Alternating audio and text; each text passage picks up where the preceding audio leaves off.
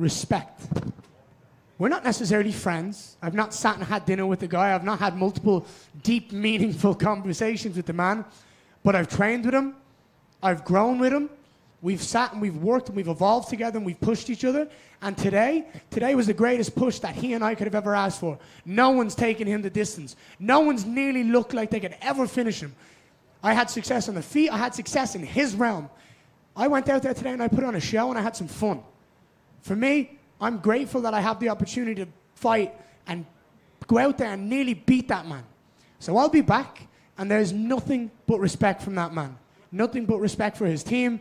I spoke to his coach, Henry, his and my former coach, before the fight. He said, this is no hard feelings. One of you is going to win. Go out and have some fun, kid. You're an amazing talent.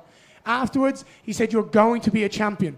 There is no doubt in my mind that you are going to be a champion. You did an amazing job today. Whoever wins is whoever wins. You're amazing. And I've got a team of Diego, Charles, my família no shoot the box with Damien, Brandon, Lloyd, my wife, my little baby. I am so grateful, and I'm already a champion outside the octagon. I will be back, and that belt will be mine. Ian, right here in the front, right here. You know, when you first... I like the jacket, by the way. Thank you so much. Appreciate it. First, I want to say that. When you I feel like, sorry, his laugh is like people have been giving you shit all night. Not one person. Nah, dude, you look fucking good. You got the stash going. Own it. I appreciate it, man. You know, when you first got into the UFC, you know, you were knocking people out with that check cross, and head kicks, and just kind of piecing them up on the feet. Now you're taking Shavkat Rakhmonov's back. You're getting deep chokes in.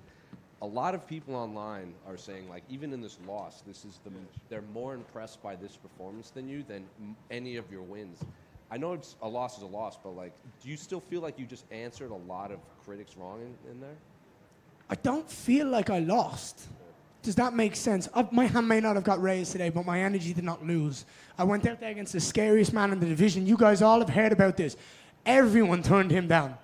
I showed up on short notice. I saved this event. I saved 310, and I gave a show to the fans today. When at that point did that man look like he was going to finish me? Twice I had submissions on. Twice he was worried. On the feet, he didn't have that much success. I feel like I was winning the battles on the feet, hence why he kept shooting. For me, it's constant growth and evolution. And as you rise up the ladder, you look at the fight with Neil Magny, domination from start to finish. You look at the fight with Neil Magny, or with Jeff Neal. I went out there, I beat a man who hits like a truck. I beat him clean, I beat him efficiently, and I did it well. MVP, no one likes to strike with that man. I went out and I clinically dismantled his striking, caught his kick, took him down, controlled him. Now I went out here against the scariest man. I'm fighting all the people. People don't want to fight. And people are turning me down left, right, and center. I have nothing but a gamer. I have nothing but respect for everyone that I work with and everyone that I fight. I will be the champion one day. Today is a testimony to how hard I work, how talented I am, and that guy, 18-0, 18 finishes before this fight, came in, didn't look like he was that boogeyman today, did he? Did he look the same? I will be back and I will beat that man, I promise you that, and I'm so excited for that day. I have to ask about the wardrobe malfunction in there. We've never seen a fighter have to change their shorts in the middle of the fight. So I didn't see it or feel it. What happened? It looked like there was a rift down the back of your shorts. Guys, you guys are lucky you didn't get a show. You're lucky I'm wearing fucking pants. Well, the broadcast had a lot of commentary. Yeah? Hey, look, you guys might have got a lot of views. We're in Vegas after all. You guys, I got some money out of you guys for that. No, but look, it is what it is. I mean, I don't know what I can do about that. Do you know what I mean? That happened. They came into me. I was like, what happened? I'm very proud. I'm very grateful of all of my team and my entire family. I put on a show today. I showed I can hang with the best in the world, and I'm very proud. I want you guys to know that I will be back. I will win. I will continue to do what I do best. That's put on a show and be the best version of Ian Machado the world's ever seen. Last thing for me. So when they came to ask you to change your shorts, you didn't know what they were talking about? They just thought you... I had no idea. I had fucking no idea. They were like, your shorts are ripped. I was like, what you mean they're ripped? They feel fine. So it is what it is. Ian. Last one. I got to go because my baby... I need to go home, be with my baby. So give me the last one. Hey, how's it going? It's great fight. I mean, I think you guys both won. I mean, we can't say you lost. Mm-hmm. You guys trained together, and did you expect anything different from him in the fight, or it was going how you planned? I expected Shavkat to bring everything he had. He brought the venom, he brought the pressure, he brought the grappling. I felt like I shut almost everything he did down. And I just feel like I had more success than he did. I stopped all of his success. Everything he tried to do, I stopped. I shut him down. I beat him in the clinch. I stopped his knees. I stopped him on the feet. And then I was the one putting on chokes and submissions. We've never seen a fight where a Shavkat looked like that. Today, I'm very happy with my performance. My hand may have not got raised, but I know I'm a champion at heart, and I will get that belt one day. Thank you, guys. I appreciate you. All the best, and enjoy the rest of your day.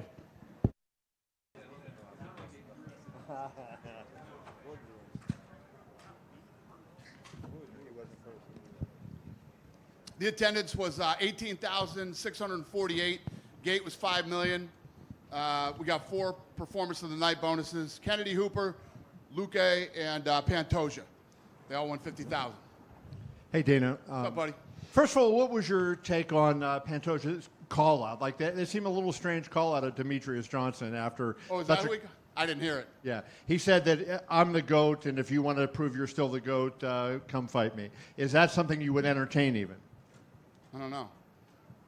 That's interesting. Yeah. Listen, you know how I was the one beating the drum about Demetrius Johnson a long time ago. And, yeah, I don't know. What was your take on his Pantoja's performance? He looked incredible. Did you feel like, he went out there right off the bat and pressured Asakura, a guy that has a reputation as a knockout fighter, to try to take that aspect away from him? Well, there's 2 sides to this story. You take a guy like Asakura who came in, in the UFC your first time. We talk about the jitters, all the things that happen. First time fighting in a cage, et cetera, et cetera. And he came in guns a-blazing, flying knee, like right out the gate. And then Pantoja, how he put the pressure back on him. Who in this room didn't want to see 3 more rounds of that? You know what I mean? It would have been amazing. It was a great fight. And Pantoja went out and dominated. Yeah, and Pantoja's now beaten Brandon Rouvol, Brandon Moreno, and now this guy.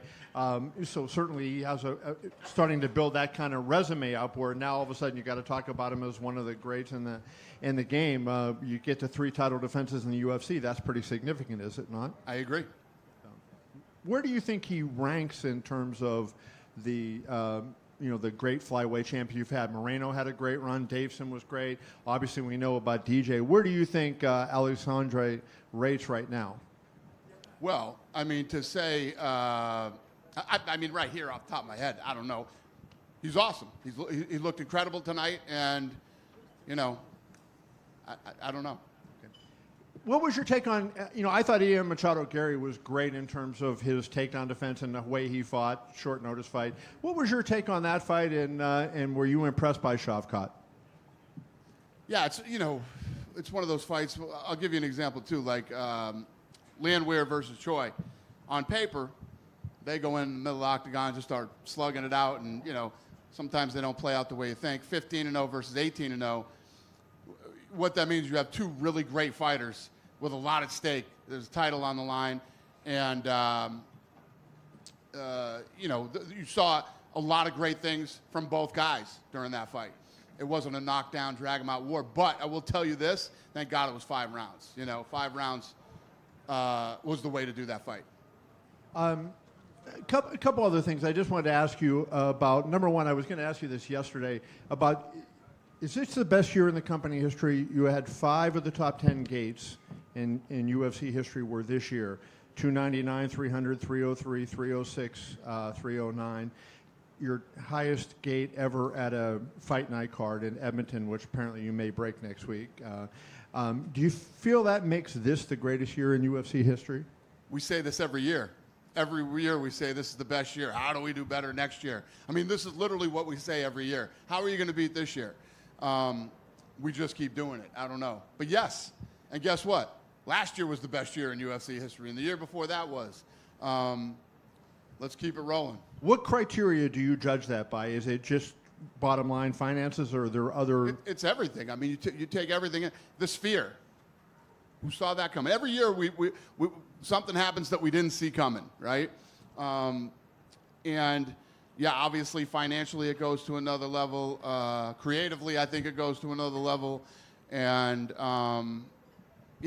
you talk about things like breaking merch records and, you know, et cetera, et cetera. I like to break records.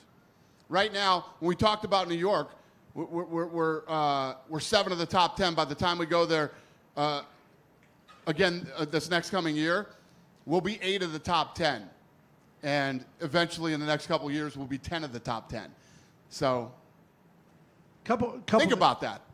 When you think about that, Madison Square Garden, we weren't allowed to go into New York, the most famous arena in the world, all the big events that have been there. Within the next couple of years, the UFC will be 10 of the top 10 gates of all time at Madison Square Garden. And we broke most of the gates around the world, you know, their records everywhere we go. So We haven't had a chance to talk to you since the thing about Conor McGregor came down. Any reaction that you have since the conviction in the civil court and the penalties he faced? What do you mean? What's my reaction? Do you have any comment about what his? If I had a comment, I would have put it out already. What about his status with the UFC? Is there any? He hasn't been fighting here in I don't know how long. But there's been, you know, you announced him at 303. There's been talk he's going to fight. Right. I mean, does that impact him in any way, or? Well, if he does fight, it'll be sometime next year. Okay, all right. And then finally, were you PO'd at Marab for something yesterday? You seem like you were upset about something that was going on at that press conference. Was there something with the heat between the guys that had you? That I was pissed off? Yeah, were you? No. Oh, okay. I thought the press conference was awesome. Right. I thought the heat between him and Umar was great. So I was not supposed to be in Los Angeles for this fight coming up, for this pay-per-view fight. I have to fly somewhere and do something that is really important, and I'm moving it. I'm going to Los Angeles. That's how pissed off I was. Yeah. Dana, when you look at the complexion of tonight's card, coming off of 309 with such a headliner, the depth as far as quality or quantity, I think you had both tonight. Can you just talk about it up and down with the matches? As far as you come off of a card with John Jones, this one it seems like from the preliminary to the co-mains to the main card, it seemed like it was action packed from top to bottom, where you didn't need the big headliner. Yeah, I agree. It was a great card, but I love the head. Listen, this might be one of those fights that you don't think is a big headliner. Kevin's over there talking about, is this guy, you know, one of the greats of all time? He fought another guy who was a champion in another organization that comes over from Japan. When you think about what that fight meant, had Kai won tonight, you know how big that would have been in Japan, and we'd be talking, even with the performance he had tonight, we're talking about possibly going and doing a fight in Japan now. So I wouldn't say that there wasn't, you know, whether you call it a big headliner, not every card is John Jones, but to say that Pantoja isn't a, you know, he's asking me right now if he's the best ever. Dana, front, right here. Right here. We had a couple losses for some veterans, Clay Guida, Chris Weidman, Anthony Smith. You know, you've made it known that you thought Chris should have hung it up a couple fights ago. Anthony, you know, couldn't really hold in the tears when he was walking out, and then Clay is, I think, 40-something. What do you do with those three? They all retire tonight. Yeah? Yeah. So you won't offer them any more fights, or you'll just kind of... They should all retire tonight. And then what did you make of the Crone-Bryce Mitchell fight? Because in Crone's last fight, you were pretty critical of him. You said it was limited. Even Crone said it was the biggest mistake to kind of come in with one tool. Bryce knocked him cold with an elbow off the top. So just what did you make of Crone's performance and his future with the company? So wait a minute. What's your question? So you're asking me, you're saying Crone looked really limited the last time he fought, and he looked limited tonight. What's your opinion on? I didn't think he was limited tonight. No? What did you think? I thought he had a better game plan than the fight he had against Charles Jourdain. Because Bryce Mitchell's just had the answers for it. Okay. So you're like, what do you think about Weidman, this guy, and that guy tonight? I said they should retire. What do you think about Crone? Yeah. No, I don't like the way you're leading me down this road. I know what you're doing. You know the answer to the question, but you just want me to say it or something. You're saying Crone looked limited. What do you think? Do you have any other questions you want to ask me? Anything fucking positive, or you want me to shit on everybody on the card tonight? I was going to ask, my last one was going to be about Movzar. What you thought of his performance in there? About who? Movzar. He won against Aljamain. The fight. Looked great. Congrats to him. Dana, how did you score the Cyril Gane Volkov fight? I thought Volkov won the fight. you know, look, I'm not going to try to shit on her particularly, but Adelaide Bird scored it for him, right? This is a name we've heard. But my point really is these judges who have shown bad decisions time and time again, is there anything we can do with the commission to say, like, hey, can they be re-educated, if not moved? So here's what happened after that fight. You heard the boos. I went over to Volkov. I apologized to him. I thought he won the fight. And then the head of the commission came over and said, listen, we feel like that second round was really close and, you know, could have gone either way. And both guys got rocked. We thought that, you know, we thought that, what did they think? That, I can't remember which one they thought had the worst of it in the second round. But, you know, they were making the argument on why the fight was judged the way it was. I had a problem with the battle fight, too.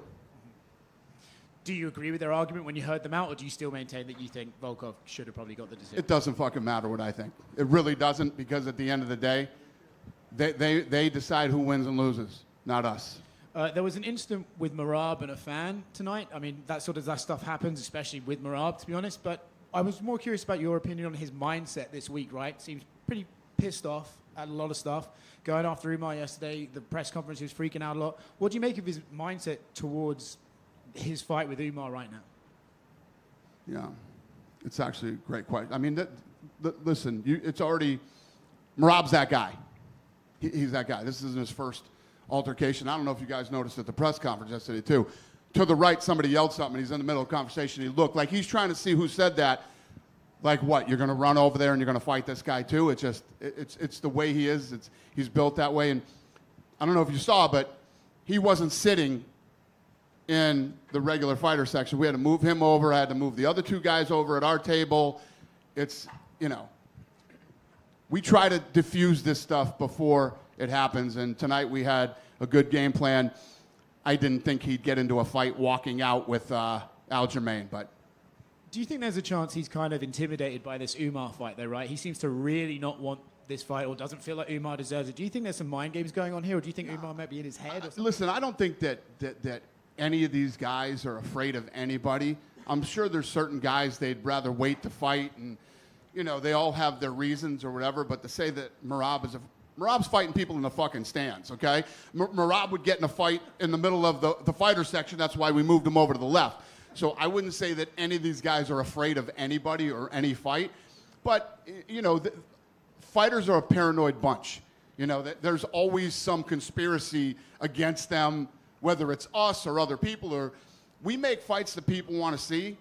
They win or lose the fights on their own. But they are conspiracy theory. They always think that somebody is against them. And maybe that's what they need to do to have that mental thing to go out and do what they do. Speaking of conspiracy theorists, did you tell Bryce Mitchell fuck seatbelts after his fight? Yeah. He said, I love you. This is the only organization that lets us speak our mind and be who we are and everything else. And I said, fuck seatbelts, buddy. Last one from me. Kevin sort of went through the list of guys that Pantoja has beaten in this division. Mm-hmm. Considering he's beaten a lot of them, do you think Kai Kara-France makes the most sense for him because that's the one guy he hasn't beaten twice already? I don't know. We'll see. Dana, right back here. Yep. Go ahead. This guy, go ahead. I was going to say, that's not the first time that's happened with Merab. Is there anything you guys do or can do to prevent that? Are there any repercussions? Or He's my mini Strickland without the mouth.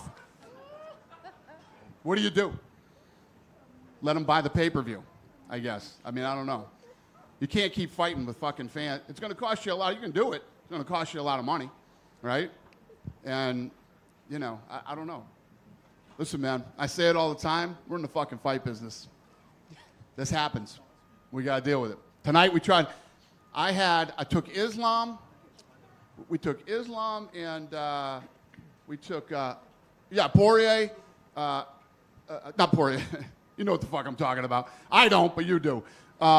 Took them out, put them at the table, moved Merab over to the other side, had Umar and his crew over in the middle, and we still had problems. We still couldn't, you know. We do our best. I didn't even know Nate Diaz was coming yesterday, threw a water bottle at Islam, I don't know why. But listen, if you guys knew fucking this much of what goes on behind the scenes, you would wonder why we do this for a living. Dana, back here. Yeah. Dana, originally Tatiana Suarez was supposed to be on the card against Virna Jandiroba. You guys announced Strickland Duplessis 2, Zhang Weili, Tatiana. Was the reason she was pulled from the card because you guys wanted her for the title fight next February? I have no idea. Does it matter? No, I think it's a great fight. I'm ready Thank you, for it sir. already. We appreciate it. Next one. You've talked a lot about being critical. Los Angeles getting back to where it was and being one of those markets. Obviously, going to LA, just what made now the time to finally bring the UFC back to Los Angeles specifically instead of Anaheim? The Intuit Dome. That's a very new venue. Do you guys have any plans to use any of the new just features that that arena has ahead of the fight? We'll lose none of them, no. And then finally, Cosm in Los Angeles nearby experienced it. It's almost as good as the Sphere if you have a great seat.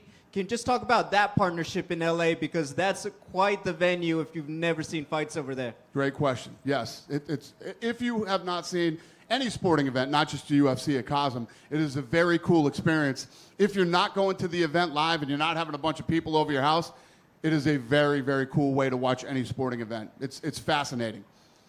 Thank you. Dana? Yep. Dana? Yep. Go ahead. Middle guy right here. Yeah. Dana, thank you so much for announcing the Islam Tsarukyan fight in Los Angeles. I just want to ask, I think it's going to be one of the biggest events for the last couple of years. I wanted to ask, did you ever plan to make that tournament in Saudi Arabia? Because Islam mostly fights there, a couple Dagestani fights in the card. Did you ever think about making that fight over there, or why you specifically chose Los Angeles? Because of Armenia fans, or like... Well, a lot of things have to line up in timing, and we were going to Los Angeles, and you start looking at what are the best fights to make. You know, it doesn't suck throwing an Armenian on a card, and the list goes on and on. It was the perfect card for LA. Like I just told the other guy, the Intuit Dome is badass. We're excited to go into that venue. I think that, you know, those are the type of venues you're going to start seeing being built with all this technology and cool shit to do. Thank you. Yep, thank you. Yeah. Dan? Go ahead. How close was Hamzat to getting the title shot against DDP in Australia? How close was it? Yeah. I mean, guys, what are you fucking? Is this tonight's stupid question night? How close was he to getting? I'm asking you because after his win against Robert Whittaker, you said he might be next, right? So Right. I was just. He's not next. Gotcha. How close was he? I don't know. I mean, we sit in a room every Tuesday and we pick fights. Was he in the conversation too? He's always in the conversation. Gotcha. Yes. Thank you. Thank you. Data in the back. Yes. Well, let this guy go first. He got jumped over here twice. Go ahead, sir. Thank you, Dana. Duo Choi said there are so many UFC fans in Korea, and he wishes someday they're gonna be had a UFC game in the Korea. The last time when the UFC held a game at the Korea was 2019. Do you have any plan to had another game at the Korea? He's asking me if we're going back to Korea. So I was supposed to go to Korea this week for looking for a fight for the Korean Zombie show. And then, you know, there was some unrest going on over there. So our global security said we shouldn't go there right now. And we're figuring out another way to do this with the Zombie for his show next weekend. But the answer is yes. If we don't end up there with a fight, I am going to Korea in 2025 to do another show with the Korean Zombie. And, I mean, do you have any plan for? Yes, we will eventually get back to Korea. Yes. Yes, ma'am. In the back. So you had Power Slap this week, and it looked like in the Fountain Blue that audience size had almost doubled from the last time that you were there. You have the card coming up in Saudi. How important is that opportunity to grow Power Slap, and what are you seeing as a difference from how Power Slap has grown from the early days of what UFC had to go through? I literally just had this conversation with Forbes today, and yes, when you look at Power Slap, you can't go back in the future ever, and you know, it feels like I am with rebuilding the UFC. It's almost identical, except so much faster. And in less than 2 years, that company is ahead of where the UFC was in 10 years. Why? So it's been fun. The thing did 2.9 million views last night. Obviously, it was super successful, inside the arena. And yeah, I'm excited to go to Saudi, and we're about to announce a couple of new big deals with Power Slap. in the next month or so. Just one more for me. Vinny Pazienza was announced as a 2024 International Boxing Hall of Fame inductee. We know that you inducted him here in the Nevada Boxing Hall of Fame. How important was it to finally get him recognized in the International Hall? I love that guy, and I'm really happy for him. I know it was very important to him. He wanted to be inducted in the Boxing Hall of Fame before he, passes away. So he's ecstatic. I'm really happy for him, and it couldn't happen to a better dude. I love Vinny. Dana, to your right. Thank over you. Here. Yep. You've always had a good relationship with Saki Gabara, obviously. Mm-hmm. And, putting this fight together with Kai, a big deal with him. I'm curious, is there any possibility now of maybe bringing over other possible champions from their organization to the UFC you've been talking about? Yeah, I would. We did it tonight. He had a good performance. I would love to do it. And obviously, having these up and coming. So we were just talking in my room, and he's saying now that in Japan, all of these young guys now want to be the first one to win a world title in the UFC. So that's exciting. There's such a rich history of MMA in Japan, and some of the best days of my life were our rivalry with Pride, and it was a really fun time in my life. So, and in his too. We were talking about it. So the answer is yes to all of that. And I'd love to go do a fight night there too. Well, if I could make a suggestion, you were recently teasing, interest in the atomweight division. If you're going to start, they have the best in the world right there. The perfect person to start the division with Seika Izawa. Thank you, sir. I got you. No, I don't disagree with you. Yeah. Dana, so UFC flyweight Charles Johnson, he's starting a slap fighting promotion. I know he spoke to you about it. He hopes it could be like a place to recruit fighters for power slap. What do you think about that being a potential minor leagues for power slap? I love it. No, they're popping up everywhere. There's a couple down in Brazil. There's some over in Poland. There's one now starting in South Africa.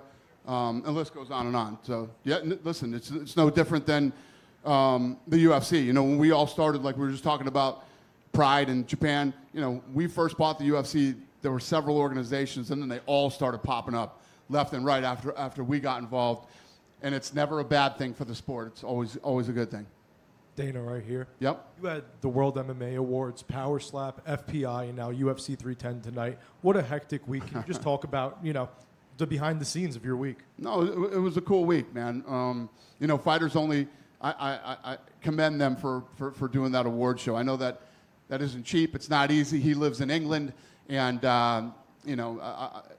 it's a good night for the people who are involved in the sport. So I'm a big supporter of it, and I always will be. It was a fun weekend. And just one. Yep.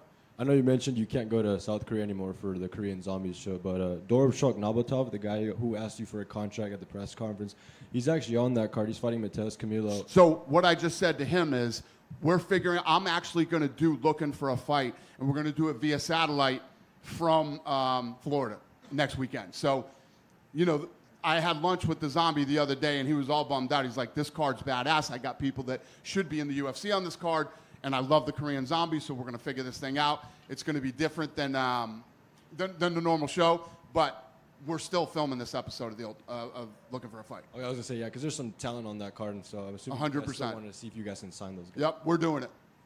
Yep. And one more Yes, question sir. about UFC events 2025, specifically in Brazil. Can we expect an event there next year? Can you expect an event in Brazil in 2025? In Brazil in 2025, are we expecting an event there? Are we expecting? Yes, we'll be doing an event in Brazil. In 25, yes. Yeah, I understand. Got it. Where? Yes. Where? Where in Brazil? I don't know, sir.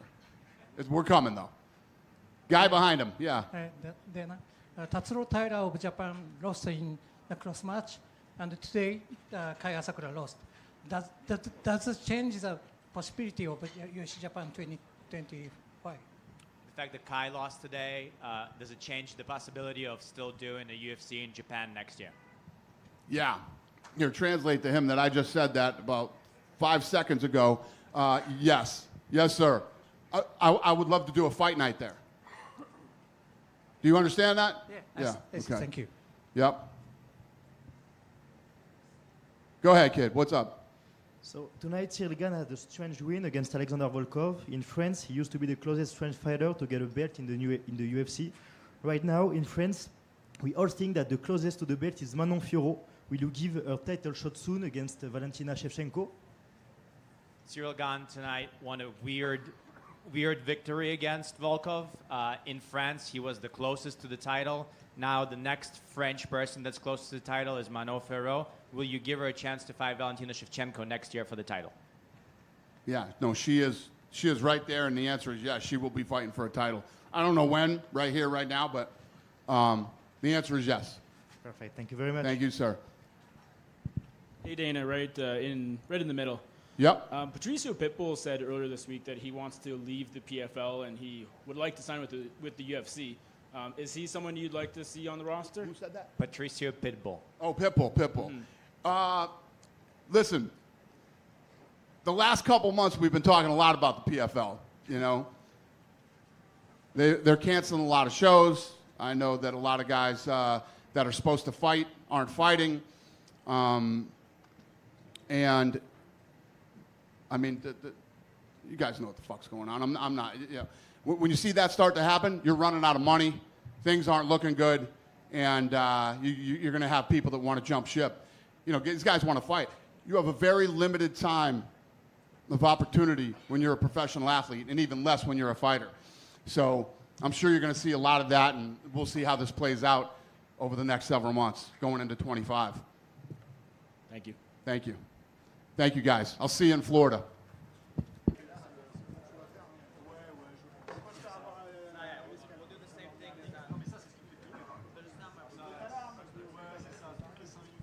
Shavkat, congratulations on the victory. Was Ian Machado Gary more difficult than you remember from your sparring days? Поздравляю с победой. Он был сложнее, чем ты помнишь его из тренировок. Иә, әрине. Иэн Гери өте көп жұмыс жасапты. Мықты қарсылық көрсетті. Ол да жеңіліп көрмеген жауынгер. Мен үшін бір жақсы сынақ болды. Жеңіске жеткенге өте қуаныштымын. Yeah, for sure. He did a lot of work. He improved a lot. It was a great opposition from him, and he's someone who didn't lose for a reason, and it was a great experience for me. He had the choke on you in that round. How close was it at any point, and were you surprised that he was able to get you into that position? Он держал тебя в удушающем какое-то время. Насколько это было сильно и как получилось так, что он тебя смог перевести в эту позицию? Білмеймін, кішкене ыңғайсыздау болып момент болып қалды. Өзім де есімде жоқ, шын айтсам, қалай түсіп қалғанын, бірақ білемін әйтеуір. To be honest, I don't remember, how this situation happened, but it was an uncomfortable position. Were you surprised by his takedown defense? You know, you really fought hard many times early in the fight to put him on the ground, and it took a lot of effort from you. Did his takedown defense get better since you last worked with him? Удивило тебя, как хорошо он защищался от твоих тейкдаунов? Тебе достаточно долго заняло все-таки его перевести. Насколько тебя удивило, как хорошо он защищался? Я әрине керемет защита болды. Ол жақтан енді не десем болады, ол да енді көшеде жүрген адам емес қой, күнде тренировка жасап, күнде өзінің техникаларын оттачивать ететін адам. It was a great takedown defense, great defense overall. He's not some guy from the street. He's working every day in a gym, getting better. So it was good from him. Obviously, you respect him a lot for his ability, but does it hurt? Is there any twinge of regret you weren't able to keep the finish streak alive? Понятное дело, что ты уважаешь его за его навыки, но насколько ты расстроен тем, что не получилось продолжить вот эту серию из того, что ты заканчиваешь всех, у тебя все 5 раундов пробился с ним? Я әрине білмедім. Қолымнан келген бәрін істедім. Бұл жекпе-жек оңай емес. Жеңіске жеткенім үшін, Қазақстанды қуантқаным үшін қуаныштамын. Бұл да бір өте ауыр жекпе-жек болды. Әрине мерзімнен алдын кімнің аяқтағысы келмейді жекпе-жекті. Менде де сондай ой болды, бірақ қарсыласым жақсы қарсылық көрсетті, жақсы дайындалып келген екен. Бұйырса келесі жекпе-жегім досрочно жеңем деп ойлаймын. Yeah, who doesn't want to finish fights? I did everything in my power to do so, but Yen had a great preparation. But I believe next fight I'll continue my finishing streak. And my last question: you got a chance to go face to face with Bilal Muhammad. What did you make of him, and how soon do you feel like you would be ready for that fight? И последнее, у тебя получилось сделать face-to-face с Билалем Мухаммедом. Как ты думаешь, как близок ты к тому, чтобы биться против него за титул? иә әрине мен келесі претендентпін бұйыртса келесі жылдың білмеймін 3-4, 5 айлары шығып қаламыз деп ойлаймын. Yeah, I'm the #1 title contender, and hopefully maybe April or May next year we're gonna face each other. Chef, front right here. Just one for me. In the middle of the fight, they made Ian change his shorts because there was a rip down the back. I'm curious, did you know what was going on, or did you even notice the rip at all? Посредине боя они зашли, и ему пришлось поменять шорты, потому что у него разорвались сзади шорты. Интересно, ты видел, ты знал, что так произошло или нет?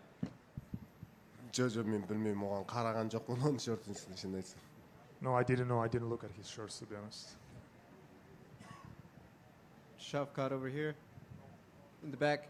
Shavkat, I'm wondering just when you look back at everything with the weigh-ins, just what did influence you to have that reaction with Ian? It seemed like you guys were very cordial leading up to the fight.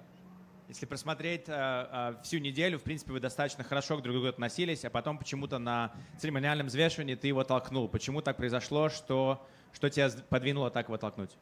иә жоқ менде ондай ой болған жоқ әрине өзі келіп қатты жақындап кетті соның үшін ары қарай уже мен артқа қайта алмайтын едім маған пришлось оған толкнул. Yeah, I didn't plan it. He was in my face. I am not the one who's gonna stay back. That's why I have to push him. And then in the arena and all week, there were many fans with the Kazakh flag, with the same headwear. What's it been like to see that reception? You're obviously not from America, but here in Las Vegas, so many fans very vocal in their support for you. И вообще всю неделю сегодня на арене было очень много казахов, очень много тебя поддерживали, были в народных нарядах, в таком же головном уборе, как и ты. Какие ощущения от того, что так много ребят приехали тебя поддержать? иә әрине керемет қазақтар бір бірін қолдап осылай жүрген өте керемет көрінеді солай қолдау керек мен үшін бұл да мақтаныш осындай жекпе-жектеріммен қазақстандықтарды қуантқым келеді әрине бүгін өте ауыр жекпе-жек болды айтқанымдай қарсыласым оңай емес жеңіске жеткенім үшін мен қуаныштамын қазақстанға осы жекпе-жекті жеңіп құдай қаласа жарық жүзбен барайық. Yeah, it's great. Kazakhs support each other, and I felt the support, and I'm proud to have such a support. Are you frustrated? Yen Gary is not an easy opponent. It was an easy fight, and I'm glad I brought the win for my fans. Are you frustrated at all that you weren't able to maintain your 100% finish rate, or are you just happy you got the victory? Тот же самый вопрос. Тебя как-то разозлило то, что у тебя не получилось его досрочить, или ты просто доволен тем, что получилось оторвать победу? әрине не десем болады мен үшін шынын айтсам маңыздысы жеңіске жету жеңіске жеткенім үшін қуаныштамын. For me, most important to get the win, and I'm happy I won. Shavkat right here. When Ian was here last time, he said that he felt that you guys are going to fight again, not once, but maybe multiple times in the future. Is this a fight that you could see happening again multiple times down the line? Иан Гэри был здесь, у него было интервью, он сказал, что он практически уверен, что вам еще хотя бы один раз, может быть, даже 2 раза придется встречаться. Насколько ты думаешь, это произойдет? Тебе не кажется, что у вас еще будущий бой будет? иә әрине екеуміз де жекпе-жектеріміз жеңсек біз кездесіп қаламыз. Yeah, for sure. We're going to keep winning, and if he's going to keep winning, we're going to meet again. Early on in the fight, you were throwing power punches to end each round, kind of trying to put your stamp on each round to make sure you got the win. Is that what you were doing, or was that just something that kind of naturally happened? Каждый раунд ты заканчивал очень сильными ударами, особенно в начале боя. Ты как бы ставил такой восклицательный знак после каждого раунда. В этом был план или просто так получалось? жоқ план дегенде әрине қарсыласқа жақсы соққылар жіберу керек болды раундтарды жеңіске жетіп сондай жеңіске жетуге тырысу болды ойымызда әрине Yen Gary көбірек күтіп жұмыс жасады, бірақ атакада жасады. Менде де сондай болды. Екеуміз бір-бірімізден енді білмеймін, анда кішкене байқап жұмыс жасадық. Неге дегенде екеуміз де бір-бірімізді білеміз, кішкене спарринг жасағанбыз. You know, my plan was, to land those hard punches during all the fight, to secure the rounds. And, Ian Gary was being careful, kind of waiting, and also was careful, no one want to make a first mistake. I think, the fact that we trained together and know each other, affected the fight too. Шавкат, поздравляю тебя с победой. Очень высокий темп боя был. У меня два вопроса. Первый вопрос. Планировал ли ты, допустим, первые 2-3 раунда его вымотать и потом удосрочить? Как вообще бой, в принципе, по геймплану пошел или нет? Just a couple of questions from me. The really high-paced fight. First question, did you feel like you wanted to go this fast in order to finish him, get him tired and finish him? And the second question is, do you think that the fight went according to plan? Конечно, план был каждый раунд выигрывать, но такого не было, вымотывать. Но хотел почувствовать, как он вообще дышит, как он себя чувствует, он хорошо подготовился. Молодец, хороший бой показал, честно говоря. И еще один вопрос. Есть ли кто-то в дивизионе, с кем бы ты лично хотел бы подраться, просто проверить себя? Ну, лично подраться не хочу. Меня интересует титульный поединок, и все, посмотрим дальше. Another question, is there anyone specific in the name of the division that you would like to fight? And the answer is not specifically. I just want to make sure to keep winning and get to the title. Shavkat, you're one of 3 M1 global champions on this card. Nate Landwehr and Mavsar Ivloev are also former champs. How strong is the M1 global organization, and how much did you learn in that organization? Ты один из 3 чемпионов из М1 на этом карде. Насколько сильна эта организация и насколько тому, что ты научился там, помогает тебе в UFC? Я М1 Global керемет организация болды. Біз үшін ол жерде жекпе-жектер өткізіп, өзіміздің опытымызды асып, осы UFC-ге келдік. Біз үшін бір жақсы бір проверка болды ғой М1. Yeah, M1 was a great organization. We had a really tough fight over there, and it was a great experience that what was made us ready for the UFC. And one more from me. You're a hero in Kazakhstan. What type of goals do you have to give back to your country after you're done fighting? Ты герой в Казахстане. Какие у тебя есть планы, чтобы каким-то образом принести что-то или отдать что-то своей стране после того, как ты выиграешь титул? Ну, что в обмен, благодаря в Казахстане ты герой, и что бы ты хотел для страны, для народа в ответ сделать, выиграв пояс?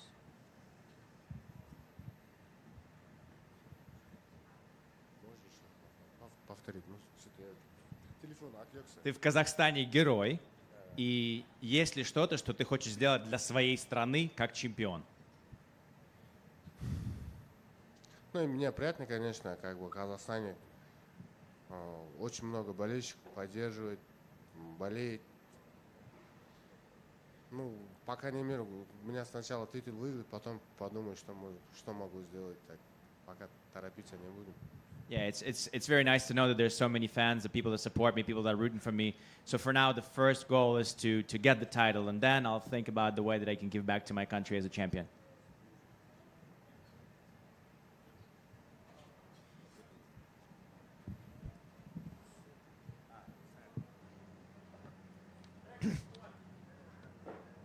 Alessandre, congratulations on the win, first of all. 3 title defenses. Do you think that puts you in a different category now once you make 3 title defenses in the UFC? Like a goat? Yeah, that's what I try to do right now, I feel I'm tied with more victories in that division, And then I figured out maybe that's why I talk about Demetri Johnson. And I'm sorry if I'm wrong to say about that, All my respect for him. But after, sorry again, but I did that. I cleaned the division, I beat the number 1, the number 2, multiple times.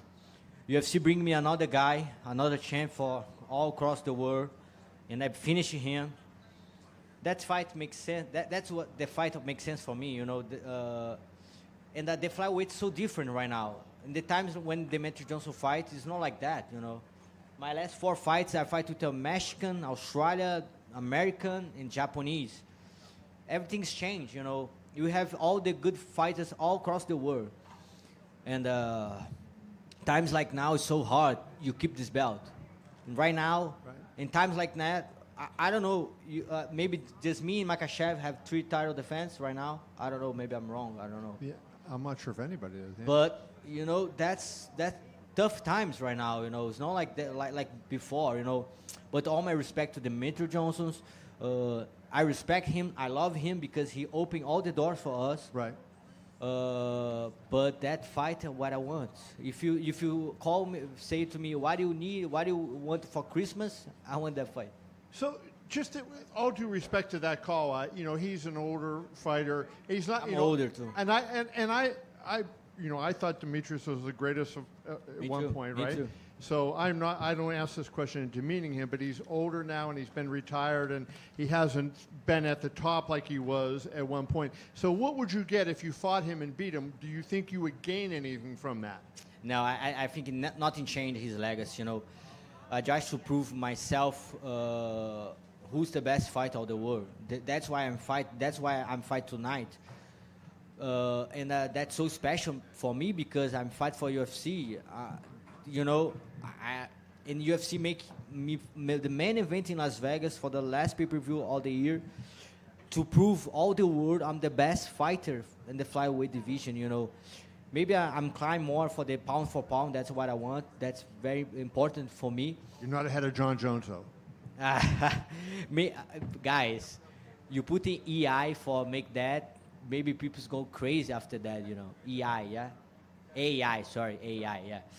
And but that's what I want. I want to fight with the best fighters of the world. Like I say, I fight with Australia, Mexican, Japanese, American.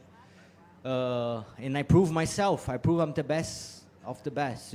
That's what I want. That's why I'm keep fighting, and that's why I want to fight with Demetri Johnson. I give him 6 months if he need, to back, or 8 months. I don't know, but he can skip the line and fight right now for the belt. But I don't know. I don't know if he's ready for me. One of the things I'm curious about is Asakura, right? He had the reputation that, unlike there are not a lot of flyweights that have that one punch power that can knock you out. He had that power. You felt it, like he hit you a couple times. Did it seem like he had different power than other guys? I think he feel more, my hands, Maybe I make a flash down in the first round. I don't know. I'm not sure. I need to see the fight first. But I think he feel a lot about my hands, I feel him. He feel my hands. I throw very good kicks in his ribs, And but of course, he come for the different division, Of course, he's a huge guy for the flyweight. And that's so nice because all the guys have opportunity to fight, have one slice about him, right now. He have so many good guys to fight with him, with each other.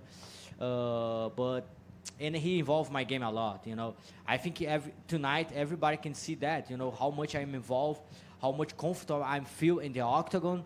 And he did that for me, He bring me to another level. It seemed like your striking was really good because you backed him up a lot, especially early on in the fight, right? Was that kind of the game plan to say, hey, we're not going to let you come forward and start fighting downhill, but we're going to put the pressure on you? Tonight, I show to everyone how good I am. I have good skills in striking, in the grappling, my wrestling. That's what I did. I did 3 title fights in 10 months. That's so big. Of course, Pereira is a monster. Poitin. But of course, he knocked out everybody in the first round. I did like 15 rounds in 10 months. I did 75 minutes with the best guys on the octagon in the more dangerous place of the world, in 10 months. And then my coach, so smart, saying you need a little break. You can keep fighting all the time.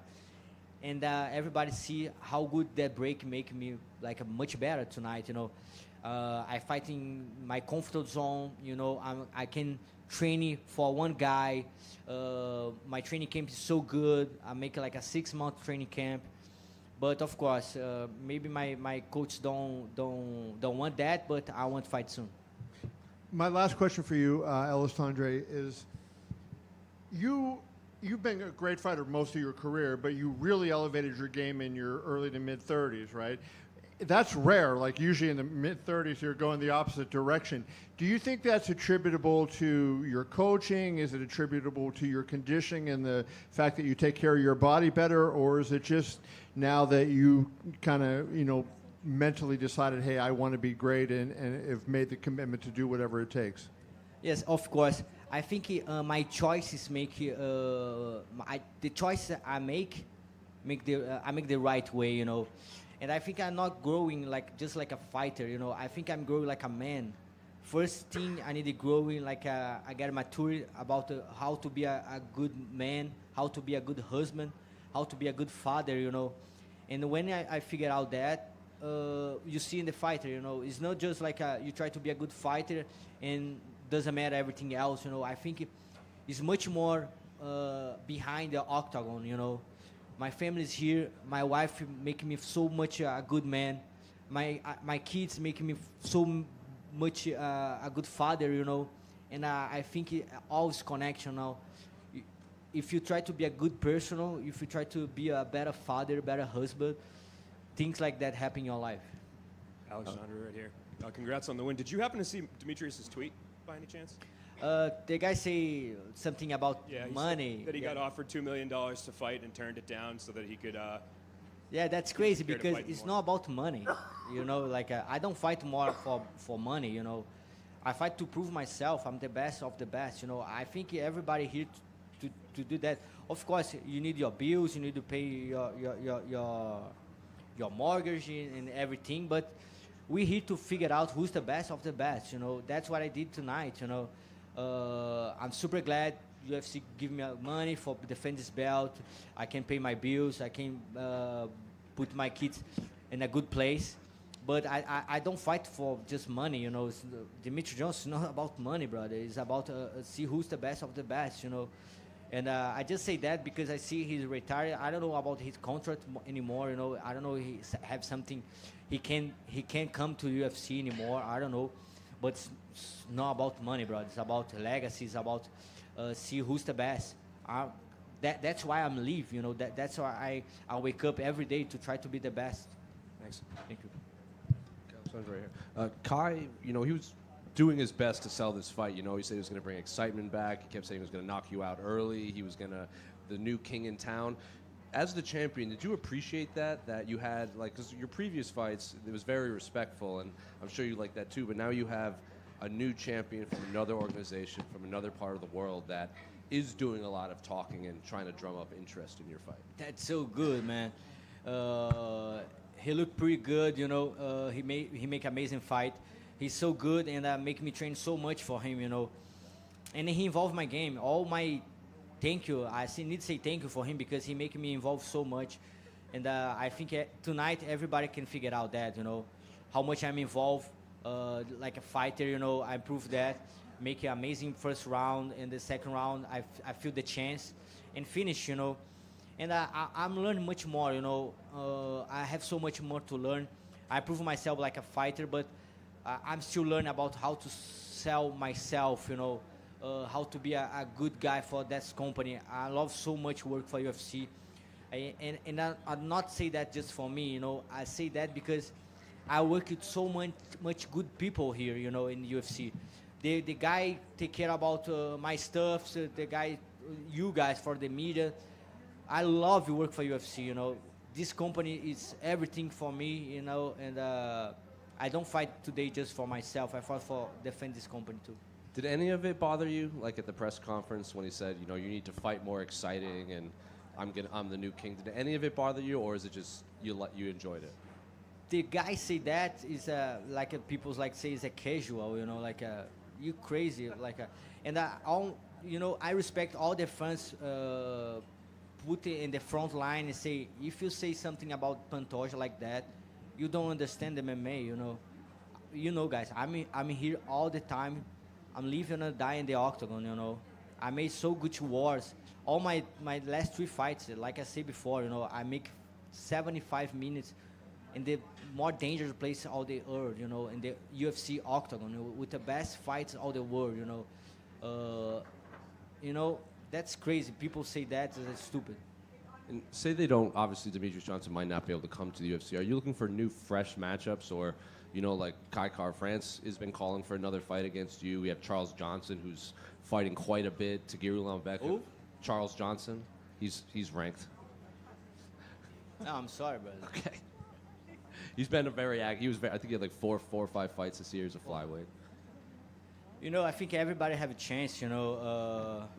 You see, I fight with the number top 10, Ercheg in Rio, Brazil. He did so good work with me there, you know. And then UFC bring Asakura, you know. Everybody have a chance, you know. I'm not a matchmaker, you know. I'm accept all the fights the guys give to me. I never say no to UFC, never. You can call the guys and ask him. I never say no for the fight. I fight with Manel Cape when he come to the Rising, the same thing, you know. I'm the number 5. I'm here to fight with all the best, you know. UFC give me a name, give me a time for my camp, and I fight. Doesn't matter. Alessandro here. Parabéns pela vitória esta noite. Qual é a sua mensagem para os lutadores peso mosca? Em português? Então, cara, eu estou muito agradecido por defender essa divisão. Fico muito feliz com tudo que eu tenho feito. Não só eu, mas toda a divisão tem feito, cara. Esse ano foi incrível para toda a divisão peso mosca. Começou com o Moreno e o Royval fazendo o main event lá na Cidade do México. Eu tive lá. O Moreno fez uma ótima luta com o outro japonês, o Taira. O Moreno foi uma luta muito boa com o Albazi. A gente fez vários main events esse ano. Eu fico muito feliz com a categoria. Eu acho que essa noite eu provei que eu mereço o título de campeão. E eu não falo não só por mim, mas por toda a divisão, que a gente é uma das divisões mais excited do UFC, cara. E fico muito feliz por defender esse cinturão e por ser o campeão hoje. Obrigado. That's all I got in Portuguese for now, but obviously Kai Car France was just mentioned, and I know that's technically a rematch because of the Ultimate Fighter matchup, but would that be the next best option for you given just what you've done with the division? Like I said, Kai Car France is a huge fighter, you know. That's someone I want to fight, of course. But like, I'm not the matchmaker, you know. I'm here, give me a name, give me a time. And I fight with wherever guy all across the world, you know. Give me the John Jones, give me a little time, I can fight with him, you know. And that's what I want. I want to be the best flyweight, you know. And UFC give me that opportunity, you know. UFC give me the opportunity to show all the world how good I am. Parabéns. Obrigado, irmão. Alex right here. At the face-offs, things got a little bit heated between you guys. It looked like he might have said something to you that got you a little bit annoyed. What did he say, and did that light a fire under you to come out and dominate more? No, I say something to him. I say like, you know, so big like that, you know, because he come for the bantamweight, and I just put something in his mind, you know, like, I'm not scared about you, you know, that's something. But maybe he don't understand, like, but that's okay. That's something good for all the fans, you know. Kaya Sakura is a huge fighter. I think he have a lot of good matchups to fight right now, you know. But Kaya Sakura is the best right now. I look to the front all the time. So early on in the fight, you were targeting the body with those kicks constantly. Was that something you noticed that he was going to be weak to? Because it seemed like you were just drilling those body kicks in constantly. Yeah, he hurt my feet with his ribs, you know. That's crazy. But Kaya Sakura is such amazing good fighter, you know. He involved my game so much. I trained so much for that guy, you know. I know, guys, all the time I'm fighting, it's a 50-50%, you know. I know that all the time. When you lock someone in the octagon, doesn't matter how good you are, it's a 50-50%, you know. Sometimes come the punch from nowhere and you knock him out. That's it, finish. And I have very good challenges, you know. I fight with everybody in that division, you know. I fight with every fighter all across the world. That's what I want, you know. I want to prove myself all the time. And Asakura is a so good challenger for me. I train so much for him. And but I feel tonight, I see everything. You can put whatever you want in the octagon tonight with me, I finish. Pantoja, just one right here. Have you ever thought about taking a fight or two at 135 pounds if you're looking for more challenges? I don't know if it makes sense, you know. I want to keep this division alive, you know. I love to all the fighters. I think so much excited this division right now, you know. And we work, not just me, but all that division works so hard for everybody see that, you know.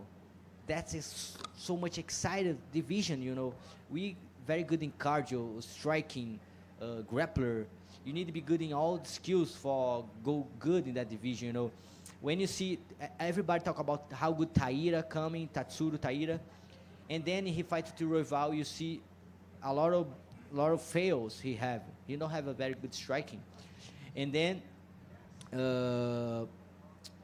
you see Albazi, Moreno, and then you see Erchegi. Erchegi don't fight a lot of guys, and then Kai Kara-France knock him out. You know, that's such an exciting division. You know, that's not something I'm thinking right now. But if UFC want that, just give them the money. You know. Thank you.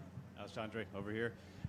So your kids cut weight with you for this fight, right? What was that like? And just tell me kind of about that experience with them.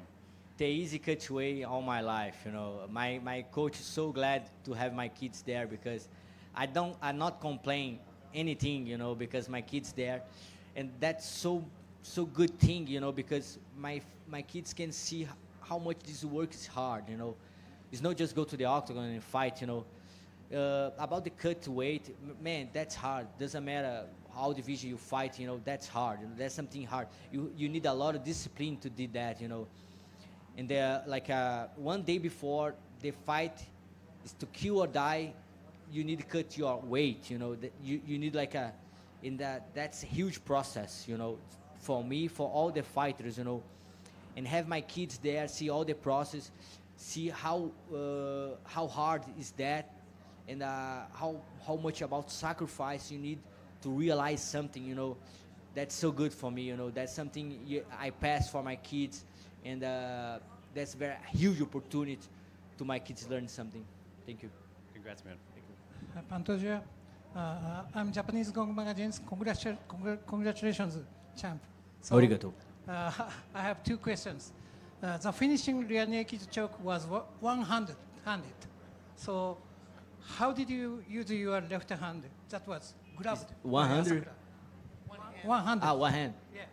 Yeah. My coach teach me that, and he say, never try to finish with 100% of your power. You know, just grab there and go. And I hear here I say that's okay. He's there, and I know I have a time because the round just in the beginning. And that's it. I just flowing, you know. I feel super good that night. You know, I work very hard. Everybody know about my chokes, and one more for count. You know. Okay, one more. Your back clinch was defended by Asakura in the first round, and the second round was your body triangle the key to victory. Yeah, of course. That's a way to go. You know, I have a very good body locking, and this body lock is very tight, you know, and then I make it very tight and make you tired because I make your organs comprime yourself, and maybe I'm not finishing that moment, but I know I'm gonna hurt him, you know. That's something I use a lot. Okay, thank you. Arigato. Alexandre, one question for me. Could you rank the flyweight GOATs between you, Davison Figueiredo, Brandon Moreno, Henry Cejudo, and Demetrius Johnson? That's a hard question, you know, because you have Demetrius Johnson's have multiple defense. You have Henry Cejudo, bro. He's an Olympic champ, the flyweight champ, bantamweight champ, and then you have me, and then you have Figueiredo, and then you have Moreno. I think that makes sense. Alexandre, Superlutas Brasil, Bora. antes de qualquer coisa, parabéns pela Obrigado, vitória, irmão. bastante destacada, Amém. não só para você, como para toda a sua equipe. Glória a Deus. Eu queria saber, porque ao longo da nossa cobertura, antes da sua vitória, já entre os fãs, já se questionava qual o patamar de Pantoja. E depois da sua vitória, então, aí começam as comparações e aí trazem rankings dos fãs, né? Onde está Pantoja na história? E essa é a pergunta que eu tenho para você. Como você se vê na história do UFC? Você se tornou uma lenda, você já era uma lenda, você está prestes a se tornar... Não necessariamente uma lenda, como você se vê na história do Difícil, cara. Difícil falar sobre isso num país que você tem tantos bons lendas, né? Você tem o Anderson Silva, você tem o José Aldo, você tem o Minotauro, o Shogun, não, né? Posso ficar aqui o dia inteiro, Renan Barão, cara, Davidson. Eu acho que isso é um trabalho para os fãs, sabe, cara? Eu tô aqui para defender o que é nosso, cara. É muito importante para a gente ter esse representante, né? Como o Poatan também, cara. Eu acho que a história do Poatan é uma história incrível, brother, sabe? Você vê tudo que ele passou e quando ele chega na luta parece que é fácil, brother, porque o que passou, irmão, o que a gente passa para chegar aqui nesse país, onde as pessoas estão muito à nossa frente, sabe? Onde eles tiveram tantas coisas na vantagem, e aí a gente chega aqui e tenta dividir cabeça com cabeça e a gente tem que mostrar que a gente é melhor, superior. E, cara, é muito importante para mim conseguir essa vitória, sabe, cara? É um presente divino, sabe? Poder estar aqui, poder representar o Brasil. E, cara, a nossa gente, brother, que a gente trabalha muito para isso. A gente, né, chega num país de primeiro mundo, vindo com várias mazelas de onde a gente vem. Pô, eu mal terminei a escola, brother, tá ligado? Eu aprendi inglês vendo filme, sabe? Eu nunca estudei inglês. E tu chegar num país desse, tá ligado? E fazer o que a gente faz, cara, eu acho que a gente merece muito respeito mesmo. Eu vou aproveitar e fazer mais uma. Então, obrigado por essa mensagem que você acabou de passar. E minha segunda pergunta é, chegou um momento na sua carreira que o adversário é esse, se provar, defender as cores do Brasil, porque adversários em termos de atleta não há mais para o Pantoja? Não, cara, eu sou muito pé no chão, sabe, cara? Eu acho que o meu próximo adversário vai ser o mais difícil da minha vida. Eu sempre olho para frente dessa forma. Eu acho que é assim que a gente tem que enfrentar, sabe? Eu acho que é uma honra defender a bandeira do Brasil, cara. É um orgulho muito grande, cara. Me dá emoção de falar do Brasil, da onde eu venho, porque é muito difícil, brother. Da onde eu vim, se você voltar lá na Pitangueira, em Arraial do Cabo, da onde eu vim, brother, é um caminho muito longo. E, cara, eu tive muita gente me ajudando, brother. Muita gente. Tem dois caras que estão ali, ó, o Ed e o Joinha, cara, que eles me viram lá atrás, irmão. E me trouxeram, né? Foi através deles que eu entrei a primeira vez nos Estados Unidos. Eu lutei pela RFA, fui campeão da RFA e fui campeão do AXTV. E, cara, muito importante, cara. Eles foram duas pessoas que me ajudaram também nesse momento. E lá na Califórnia, um dos momentos foi a Maria Helena, uma pessoa que eu tive o prazer de conhecer, um momento onde eu queria voltar para o Brasil, onde eu não tinha que ficar. E ela abriu a porta da casa dela para mim. Eu fiquei um mês na casa dela, de uma pessoa que eu tinha conhecido apenas uma semana. Eu dormi ao lado do filho dela, o Pedro, de 7 anos, por um mês, cara. Eles me trataram como se fosse da família deles, para me preparar para uma das minhas lutas, entendeu? Então, cara, é a gente por a gente, sabe, cara? Eu acho que a gente tem que muito... Eu quero dar muito em troca, cara. Eu quero ter muita coisa que eu quero dar de volta, sabe? Muita gente me ajudou até onde eu estou e eu quero ajudar muitas pessoas também. Obrigado, irmão. Alexandre, back here in the middle. Over here. You said earlier that you don't really have any interest in moving to 135. You're happy to stay in your division. Do you believe it is more impressive to defend a title over and over consistently than it is to win a title in a second division? Yeah, of course, cara. I think it's like that's my division, you know. Like I don't try to be a celebrity or nothing like that, you know. I have so much respect for my division, for all the fighters, you know. I think tonight is like that, you know. When I go to the octagon, I see Royval, I see Manel Cape in the arena, and I know 100% this guy cheers for me, you know. This guy's like a celebration, my victory for me, you know. After my fight, I'm go out of the octagon, and Royval is right there to give me a hug, you know, and see like, hey bro, thank you for doing that, you know. And that's about that, you know, about respect, you know. Doesn't matter for me, a second belt, go to the bantamweight and everything. What I did tonight is for my division, for myself, you know, and that's what I want. And that division is so exciting, you know. You know why? Because in the past, people say this division need like a gun. People say like that, but you crazy, man. That's why I put food in my table, you know. Imagine if I come here and say, we don't need more the press conference. You don't need more the medias. You know, that's crazy. That's why you get your job. That's why you get your payments, you know. And people talk about that for my division. You crazy. And that's why I think everybody fight with so much patience in that division, you know. And I'm here to defend this belt.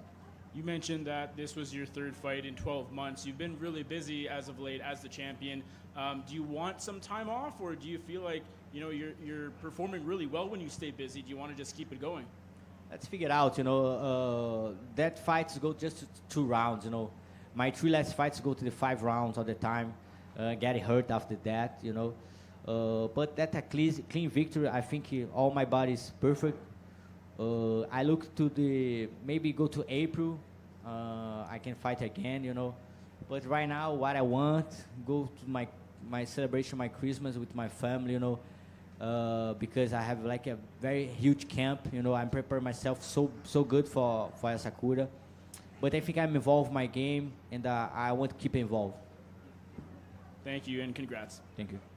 That's it. Thank you, guys. Appreciate it. Have a good night. Good Christmas for everybody.